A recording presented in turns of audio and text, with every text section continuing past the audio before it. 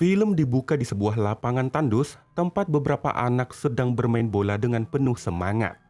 Di antara mereka ada Dana yang sibuk menggiring bola, sementara adiknya yang masih kecil bernama Jana berdiri menjaga gawang dengan wajah serius meski tubuhnya mungil.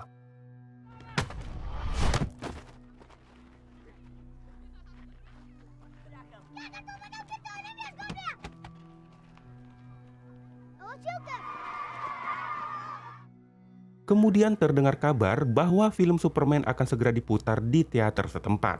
Semua anak pun berlari penuh antusias, tak sabar ingin segera menonton film tersebut. Namun untuk menontonnya, setiap anak diwajibkan membayar tiket seharga 1 dinar. Sayangnya mereka tidak punya uang, sehingga Dana mengajak adiknya memanjat ke atas atap teater agar bisa menonton dari celah jendela. Meskipun pandangan mereka tidak begitu jelas, keduanya tetap merasa senang. Akan tetapi kebahagiaan itu tidak berlangsung lama. Penjaga teater berhasil menangkap mereka, bahkan dengan kejam memukuli sang adik yang masih kecil.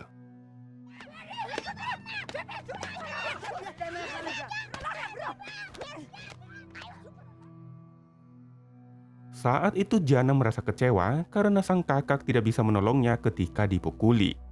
Menurutnya, jika saja ayah mereka masih hidup, mungkin tidak akan ada orang yang berani menyakiti mereka. Mendengar itu, Dana pun merasa sedih. Jadi keduanya sebenarnya adalah anak yatim piatu setelah kehilangan kedua orang tua mereka yang tewas akibat perang di Irak.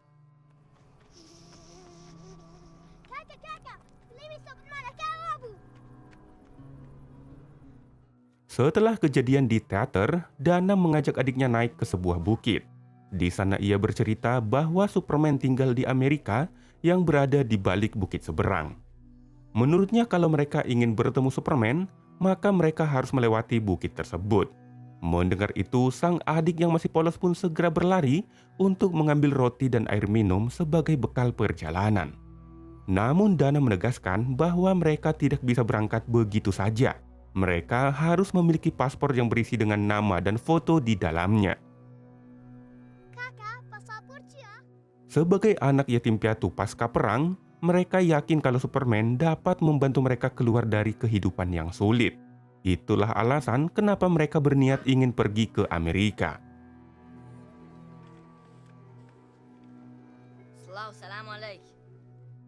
Keduanya kemudian pergi ke rumah kakek Salid untuk mengambil peralatan semir. Karena selama ini mereka harus bekerja sebagai penyemir sepatu untuk bertahan hidup. Meskipun polos, Jana ternyata cukup cerdik. Ia pandai menarik perhatian orang agar mau menyemir sepatu mereka. Ditambah lagi harga yang mereka tawarkan juga sangat murah. Saat itu seorang pria datang bersama putrinya yang cantik bernama Helia. Tampaknya Dana tertarik pada gadis tersebut. Ia bahkan tidak bisa memalingkan pandangannya meski Jana sudah memperingatinya.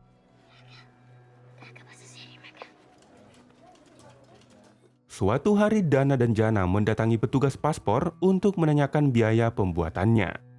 Dana pun terkejut karena ternyata harganya sangat mahal.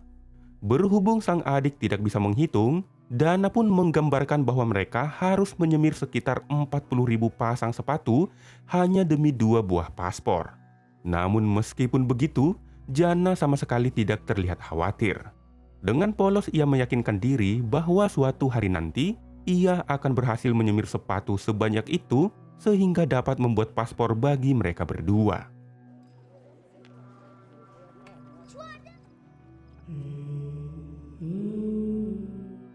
Sebagai anak muslim yang baik, mereka juga rajin beribadah.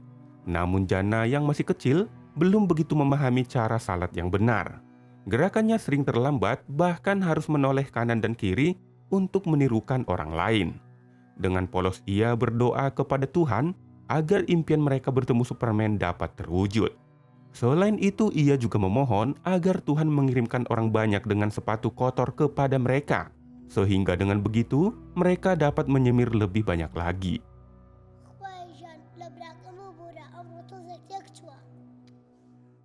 Setelah itu mereka kembali ke rumah kakek Salid yang selama ini sudah menganggap mereka sebagai cucu sendiri. Kakek Salid kemudian menyuruh Dana untuk mengajak adiknya mandi karena tubuhnya sudah bau apek.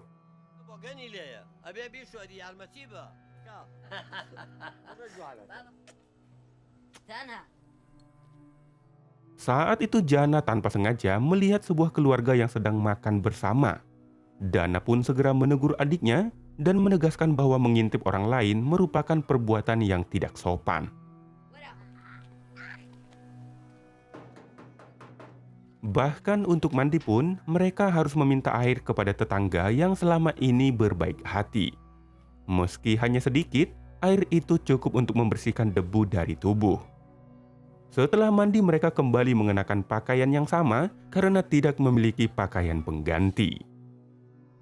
Pagi harinya ketika ingin kembali bekerja, mereka bertemu Helia yang tampak kesal. Temannya memberitahu bahwa ada seseorang yang melempar kalung Helia ke dalam danau. Tanpa berpikir panjang, Dana bergegas menuju danau untuk mengambil kalung itu. Namun ternyata Dana tidak bisa berenang. Beruntung beberapa pria yang berada di sekitar danau segera menolongnya sehingga ia berhasil diselamatkan. Selain itu, Dana juga ternyata berhasil mendapatkan kembali kalung Helia.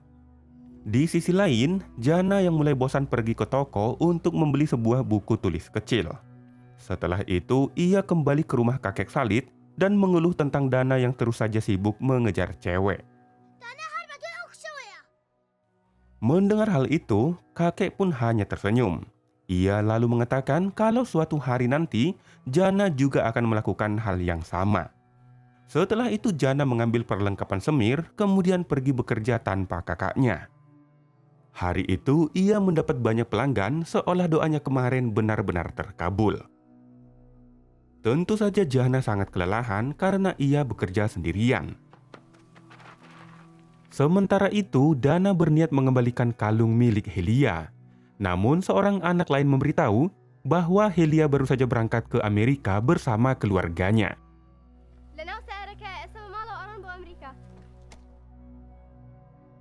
Sore harinya ketika pulang, keduanya mendapat kabar duka kalau sang kakek ternyata sudah meninggal.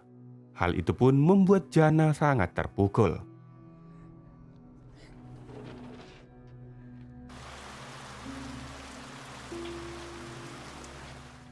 Malam harinya mereka berteduh di emper orang lain. Di sana mereka berencana menggunakan kalung itu untuk perjalanan ke Amerika. Pagi harinya mereka pergi ke pasar gelap untuk menukar kalung itu dengan paspor. Di sana mereka bertemu Osman yang dulu pernah menjadi teman bapaknya ketika berperang.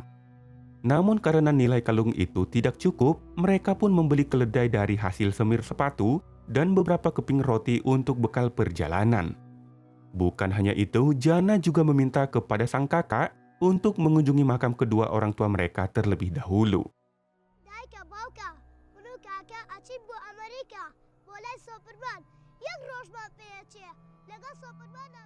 Dengan polosnya, Jana berjanji akan membawa Superman pulang untuk menghidupkan kembali orang tuanya. Perjalanan panjang pun akhirnya dimulai.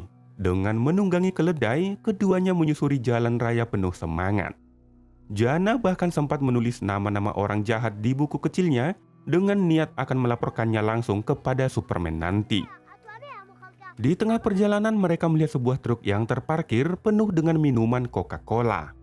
Karena adiknya sangat ingin mencicipinya, Dana nekat naik ke atas truk itu untuk mengambil minuman tersebut. Namun belum sempat turun, truk tersebut tiba-tiba melaju sehingga Dana ikut terbawa. Jana yang tertinggal hanya bisa panik menelusuri jalan sambil berharap keajaiban. Semoga keledainya bisa berlari secepat mungkin mengejar truk itu.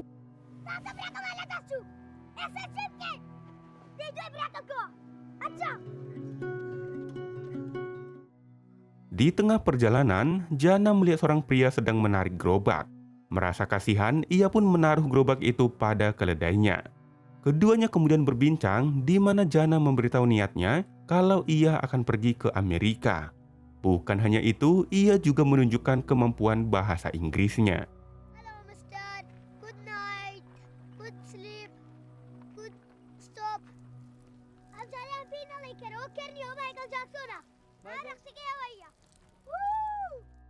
Tak lama kemudian Jana dan Dana akhirnya bertemu kembali.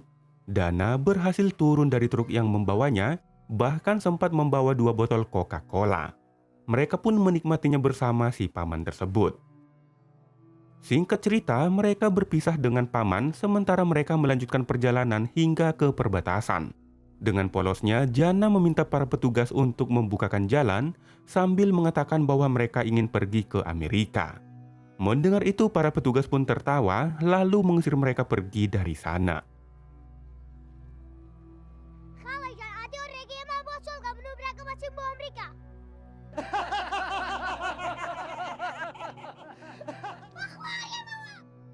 Namun mereka tidak menyerah. Kali ini kalung milik Helia dijadikan sebagai bayaran untuk mencari agen penyeludup yang bisa membantu mereka keluar. Salah satu agen menjelaskan bahwa mereka bisa ikut berangkat besok sekitar jam 7 pagi. Untuk berjaga-jaga agar tidak tertipu, Dana akan menyerahkan kalung itu saat hari keberangkatan nanti.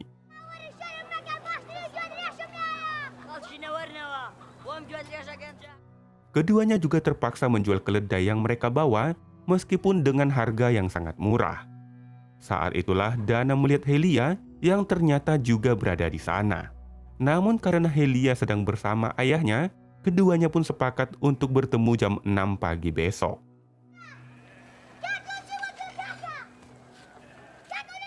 Malam harinya mereka memilih tidur dekat rumah Helia. Namun Dana tetap terjaga hingga pagi hanya demi menunggu gadis itu keluar rumah. Keesokan paginya setelah Helia melewati gerbang, Dana mengajaknya ke sebuah tempat yang lebih tenang. Di sana ia mengembalikan kalung milik Helia sekaligus mengajaknya ikut pergi ke Amerika. Namun Helia menolak.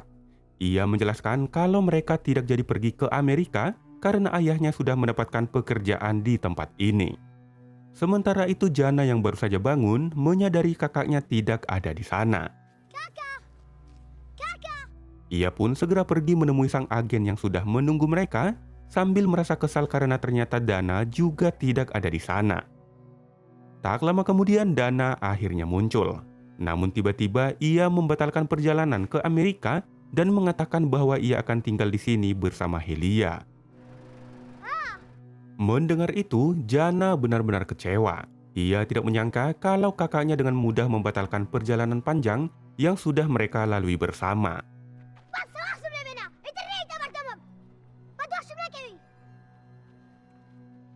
Akhirnya Jana memutuskan untuk pergi sendiri. Ia menyelinap masuk ke sebuah pabrik tembakau, lalu bersembunyi di bawah salah satu truk yang akan melintasi perbatasan. Tak lama kemudian Dana juga menyusul, karena bagaimanapun juga ia tetap tidak ingin membiarkan adiknya pergi sendirian. Namun keduanya bersembunyi di truk yang berbeda. Jana berada di kolong truk pengangkut tembakau, sementara Dana berada di dalam truk yang penuh dengan Coca-Cola. Di sepanjang perjalanan, Jana harus bertahan di kolong truk yang melaju dengan kecepatan tinggi. Jika sampai terjatuh, nyawanya akan jadi taruhan.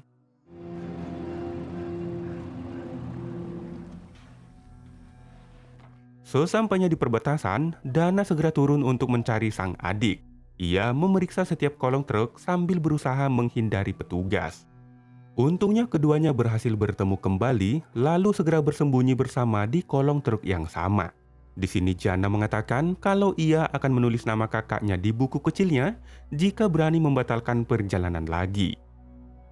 Setelah melewati perbatasan, keduanya mulai naik ke atas truk. Mereka lalu menikmati minuman Coca-Cola yang sebelumnya dibawakan sang kakak. Wajah mereka pun tampak berbahagia bersama. Singkat cerita, mereka harus turun dari truk itu karena rutenya hanya sampai di kota ini saja. Di sana mereka kembali bertemu Osman yang kali ini akan membantu mereka. Namun karena mobilnya sudah penuh, Osman pun meminta temannya Jamal untuk membawa mereka ke dalam mobilnya. Keduanya kemudian dimasukkan ke dalam karung lalu mencampurnya dengan biji labu. Hal ini dilakukan agar keduanya bisa lolos di perbatasan berikutnya. Kali ini mereka menempuh perjalanan dengan bersembunyi di dalam bagasi.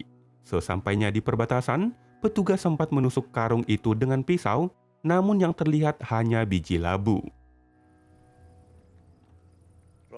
Mereka pun melanjutkan perjalanan hingga sampai di area berbahaya. Saat itu, salah satu penumpang lain menghasut Jamal untuk menurunkan keduanya. Entah kenapa Jamal setuju dan dengan kejam meninggalkan keduanya di tengah gurun yang berbahaya itu. Meski begitu, sang adik tidak menyerah. Dengan polos ia mengaku berhasil membuat 2 paspor untuk mereka, lengkap dengan foto yang ia gambar sendiri menggunakan pensil. Akhirnya mereka kembali melanjutkan perjalanan dengan berjalan kaki. Namun saat mengambil jalan pintas, sang kakak tanpa sengaja menginjak ranjau darat. Menyadari itu, Dana tidak mau menyeret adiknya ke dalam bahaya, sehingga ia meminta adiknya untuk melanjutkan perjalanan demi bertemu Superman. Akan tetapi sang adik menolak. Baginya, kakaknya adalah satu-satunya harta paling berharga, bahkan jauh lebih berarti daripada Superman. Karena sadar adiknya tidak akan pergi, Dana akhirnya menyuruhnya mencari bantuan. Dengan kepolosannya, sang adik pergi ke kampung terdekat memohon pertolongan kepada setiap orang. Namun tak satu pun yang mau mendengarkannya. Sementara itu Dana sudah tidak tahan menahan terik matahari. Akhirnya ia pun putus asa, lalu melepaskan kakinya dari ranjau tersebut.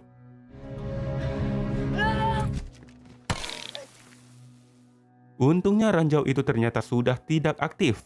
Ia pun segera menyusul ke kampung dan mendapati sang adik yang masih berusaha meminta tolong kepada setiap orang. Setelah itu keduanya bertemu dan langsung berpelukan erat. Air mata di wajah mereka seolah menjelaskan bahwa satu sama lain adalah harta yang paling berharga dalam hidup mereka.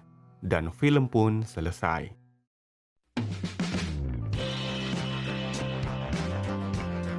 Jadi itulah alur cerita film bekas 2012 guys. Semoga kalian terhibur dengan cara penyampaian saya yang seadanya ini.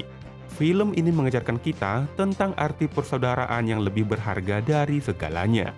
Mohon maaf jika ada kekurangan atau kesalahan dalam video ini.